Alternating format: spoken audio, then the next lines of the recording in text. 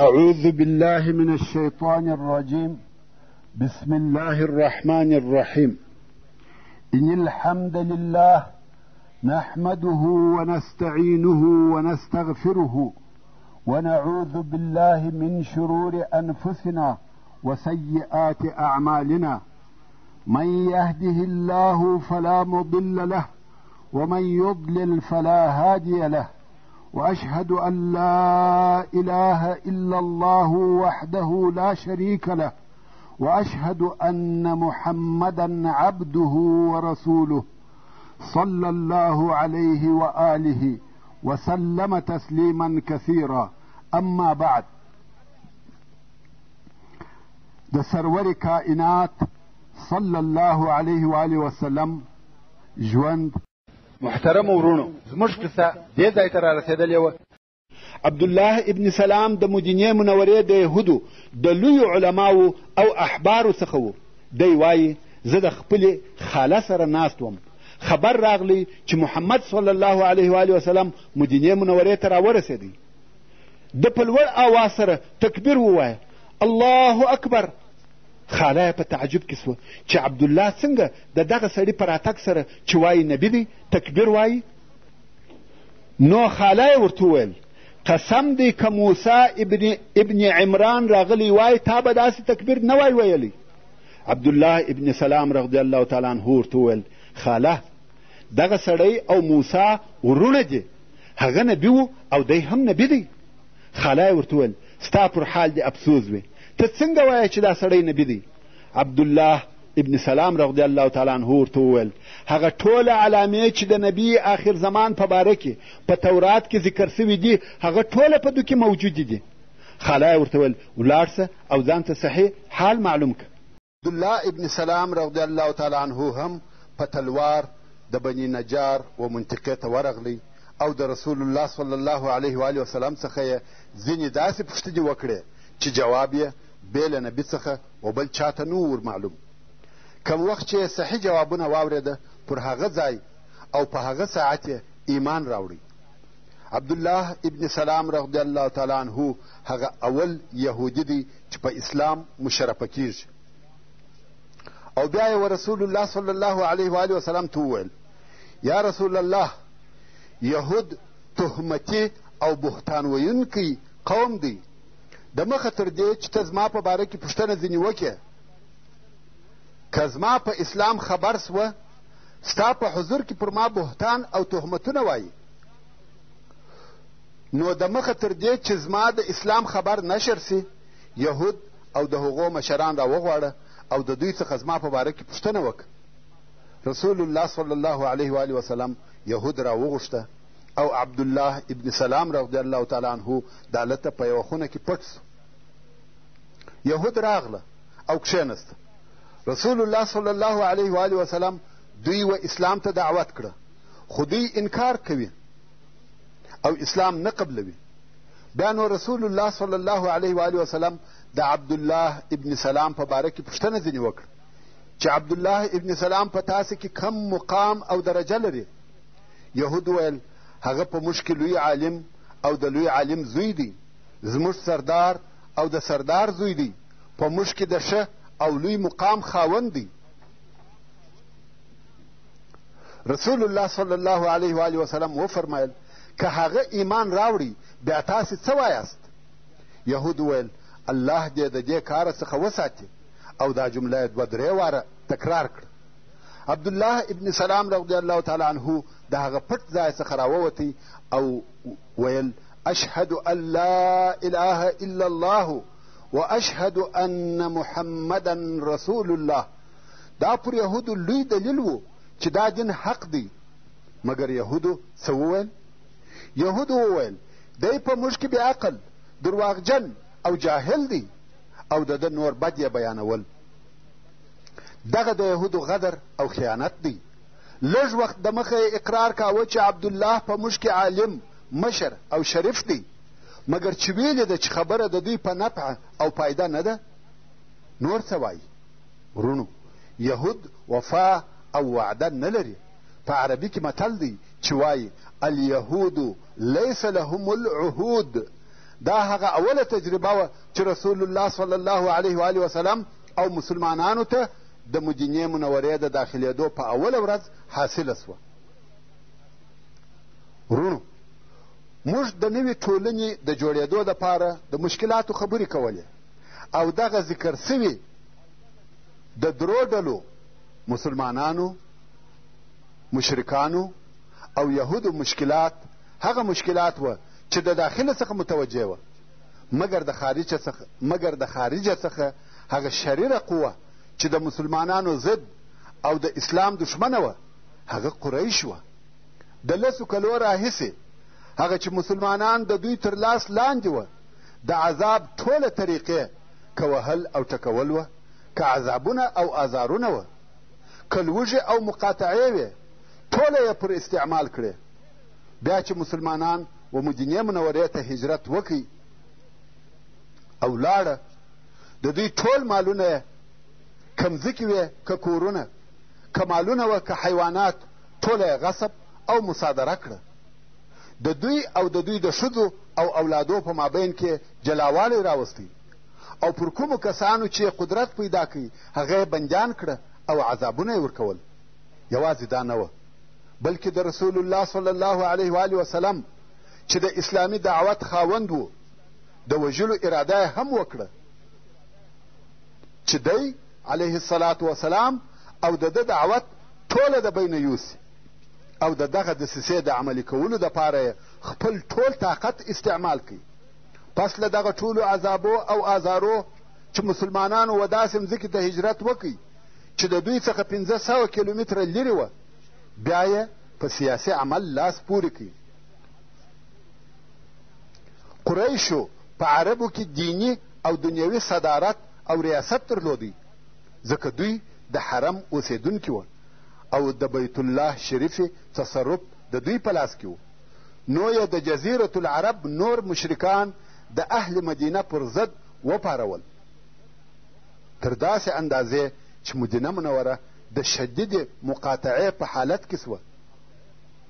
واردات یې لږ سوه او هلته د مهاجرو مسلمانانو شمیر ورځ په ورځ زیاتېدی.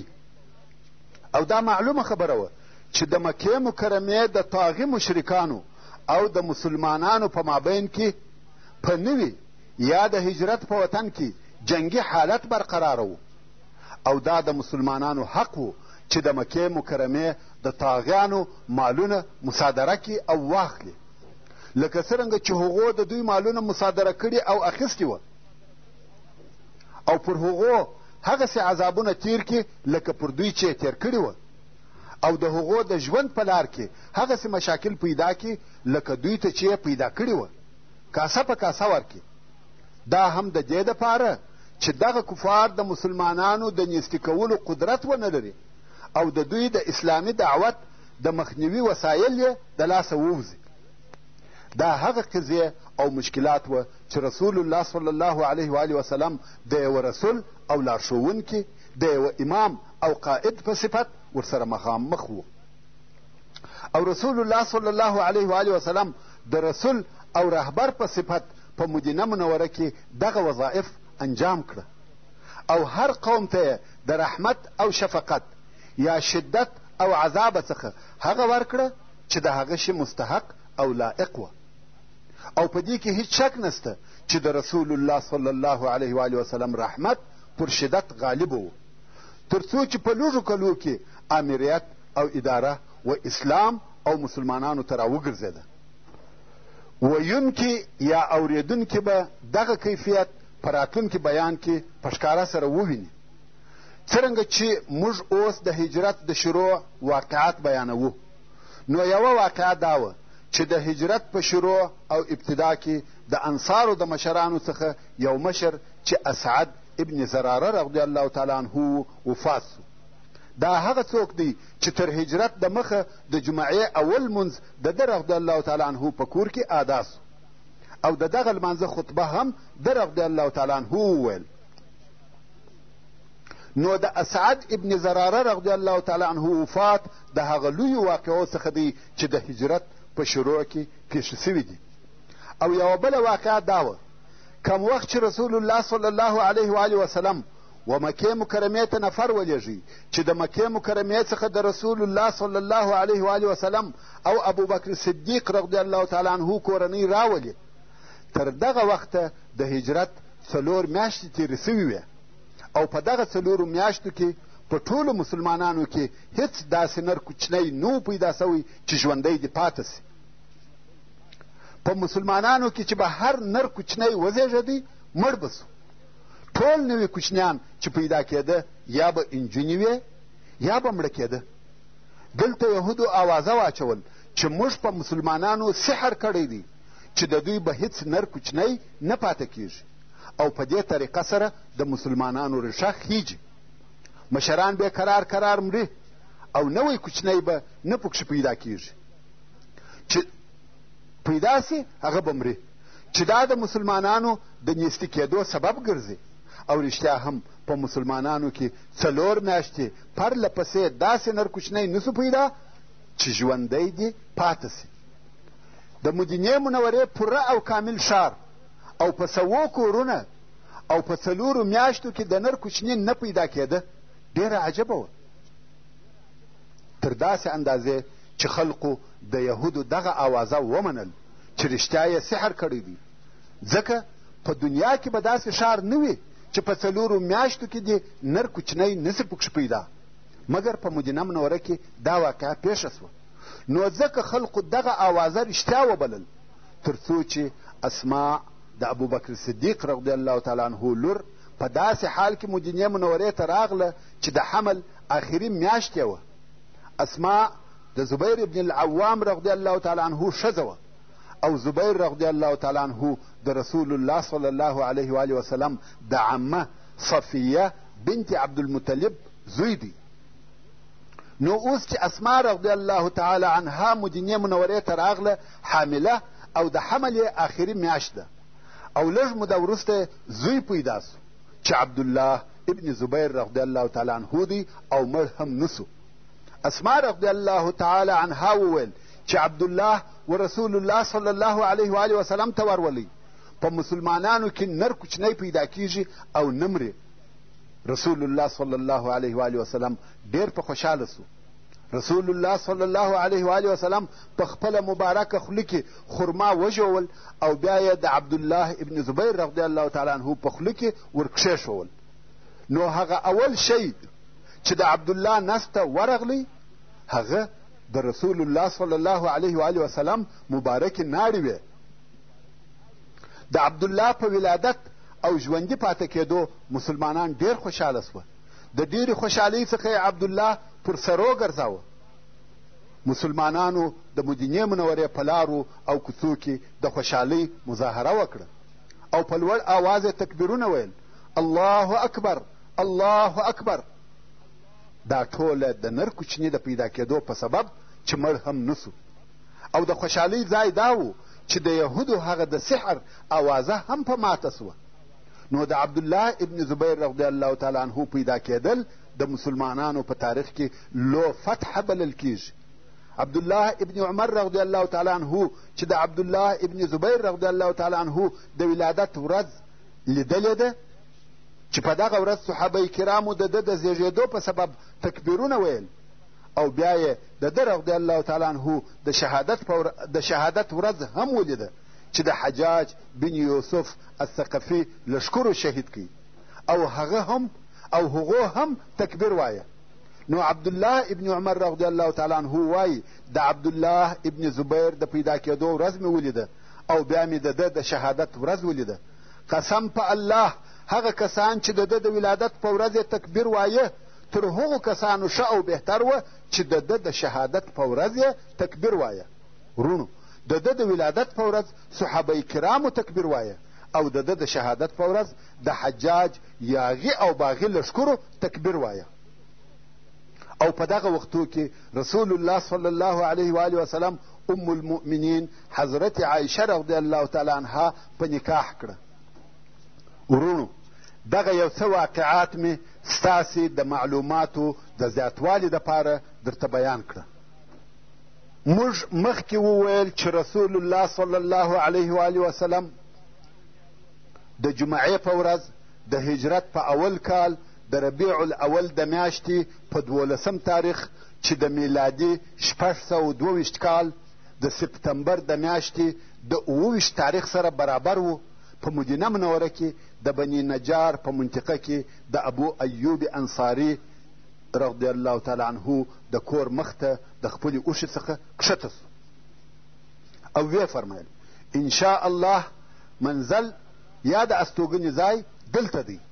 او بیا د ابو ایوب انصاري رضی الله تعالی عنه و کور ته ولاړی او اول هغه کار چې رسول الله صلی الله علیه و آله وسلم د هغه په عملي کولو شروع وکړه، هغه پر هغه مځکه چې اوښه هلته چوکه سوې وه د مسجد جوړول وه او دغه مځکه یې د هغې د مالکانو څخه چې 2 یتیم هلکان وه رانیول او د مسجد د جوړولو په کار کې په خپله رسول الله صلی الله علیه و آله وسلم حصه اخیسته چې خښتې او ډبرې بیا نقلولې او دغه په کار کې د رسول الله صلی الله علیه و آله وسلم اشتراک د صحابه کرامو نشاط او احساسات زیاتول تر داسې اندازې چې یوه دغه شعر هم ووایه لئن قعدنا والنبي يعمل لذاك منا العمل المضل، یعنی که موږ کښینو او رسول الله صلی الله علیه و آله وسلم کار کوي دغه ناسته زموږ دپاره ګمراه کوونکی کار دی. او دغه مځکه چې خرابه مځکه وه په هغه کې د مشرکانو پخواني قبرونه وه، ژورې کندې وې، د خرما درختې وې او د غرقد درخته پکښې وه. د رسول الله صلی الله علیه و آله وسلم په امر سره د مشرکانو قبرونه وکیندل سوه او خاورې وغورځول سوې، هغه کندې اوارې او سیده سوې، د خرما او غرقد درختې پرې کړه سوې. په دغه وخت کې قبله د بیت المقدس و طرف ته وه. د مسجد د پایو دیوالونه په ډبرو پورته سوه او نور دیوالونه یې په اومو خښتو او خټو پورته سوه.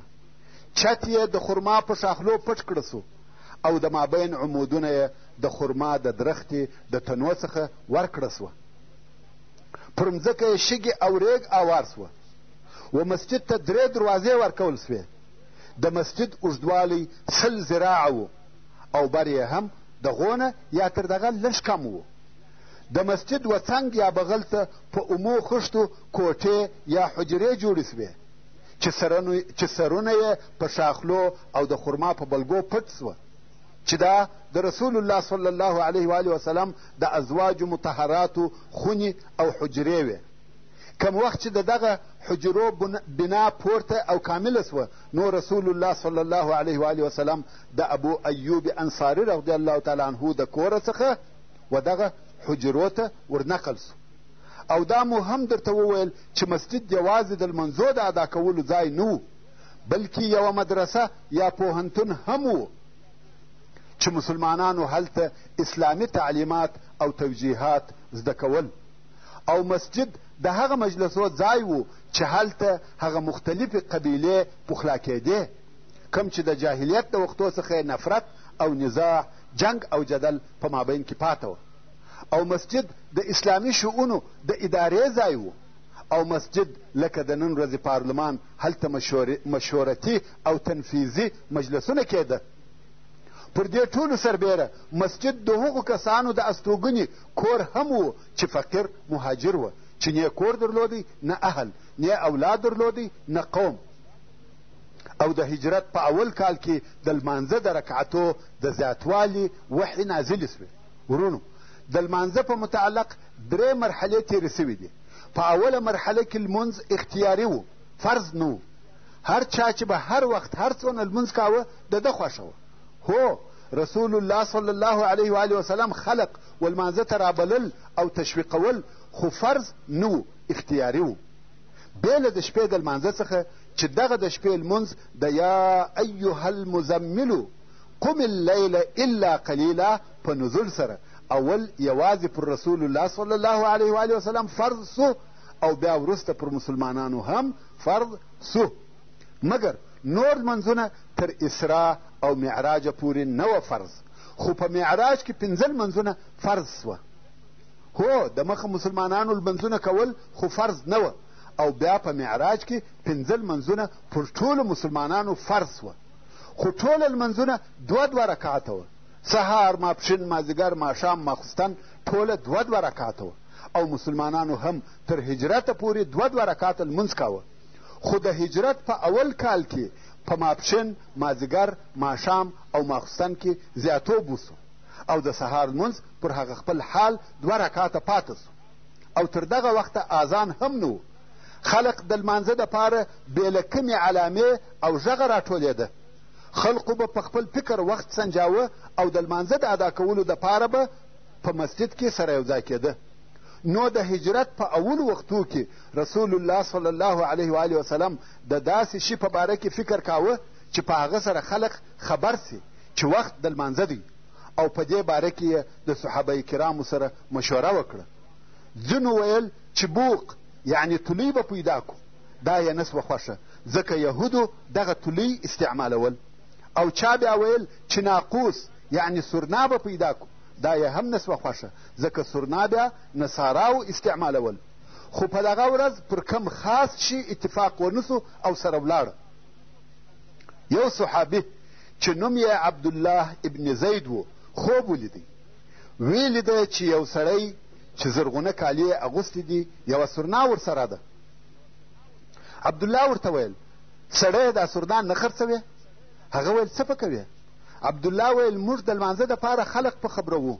سړي ویل تر دغه ښه شی در وښیم؟ عبدالله ویل هو.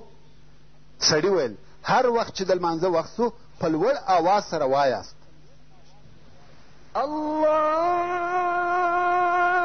اکبر الله اکبر الله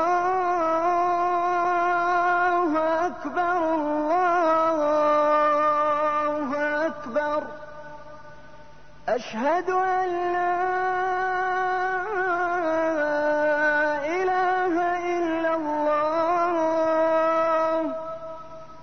أشهد أن لا إله إلا الله أشهد أن محمدًا رسول الله أشهد أن محمدًا رسول الله حي على الصلاة حي على الصلاة حي على الفلاح حي على الفلاح الله أكبر الله أكبر لا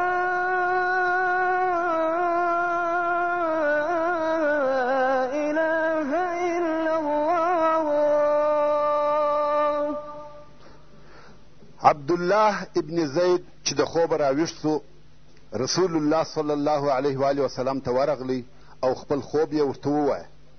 رسول الله صلی الله علیه و آله وسلم وفرمایل دا ښه خوب دی، او دغه جملې و بلال رضی الله تعالی عنه ته وروښیه، ځکه د هغه آواز لوړ او ښه دی.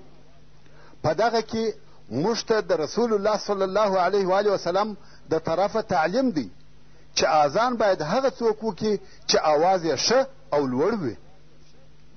نو مؤذن باید د ښه آواز خاوند وي، ځکه خوب عبدالله ابن زید رضی الله تعالی عنه لیدلی و، او رسول الله صلی الله علیه و آله وسلم ورته وویل چې اذان دې بلال وکړي. اوس چې بلال رضی الله تعالی عنه لوړ و مسجد ته وختي او اذان کوي، په دغه وخت کې حضرت عمر رضی الله تعالی عنه بیده او په دغه اذان د خوبه راویښ سو. خو په دغه وخت کې ده رضی الله تعالی عنه هم دغسې خوب لیدی چې اذان پکښې و. نو ژر و رسول الله صلی الله علیه و آله وسلم ته ورغلی، ویل یا رسول الله والله ما دغه شی په خوب لیدی. رسول الله صلی الله علیه و آله وسلم وفرمایل هو، د خبرتیا دپاره دغه ښه او بهتر شی دی. او بیا پر دغه اذان وحی هم نازلې سوې چې اذان یې ثابت او قایم کړي. دا د دغه اذان د مشروعیت قصه وه چې هره ورځ 5 واره د دنیا په آفاقو کې پورته کیږي او د عالم الوجود ټول اطراف پریږدي. ورونو، لکه څرنګه چې رسول الله صلی الله علیه و آله وسلم د مسلمانانو د جمع کېدو، الفت او محبت دپاره مسجد جوړ کړي، دغه رنګه یو بل کار هم وکړي چې د تاریخ په اوږدو کې ځلانده او روښانه کار دی، چې هغه د مهاجرینو او انصارو په مابین کې ورورګلوي وه. ورونو، دا خو درته معلومه ده چې مهاجرین و هغه مسلمانانو ته ویل کیږي چې د مکې مکرمې څخه یې و مدینې منورې ته هجرت کړی دی، او انصار د مدینې منورې هغه مسلمانان دي چې د رسول الله صلی الله علیه و آله وسلم اسلام او مهاجرینو کومک او نصرت کوي. بیا نو رسول الله صلی الله علیه و آله وسلم د انس ابن مالک رضی الله تعالی عنه په کور کې د مهاجرینو او انصارو په مابین کې ورورګلوي جوړه کړه. وصلى الله تعالى على خير خلقه محمد وآله وأصحابه وأهل بيته أجمعين. والسلام عليكم ورحمة الله وبركاته.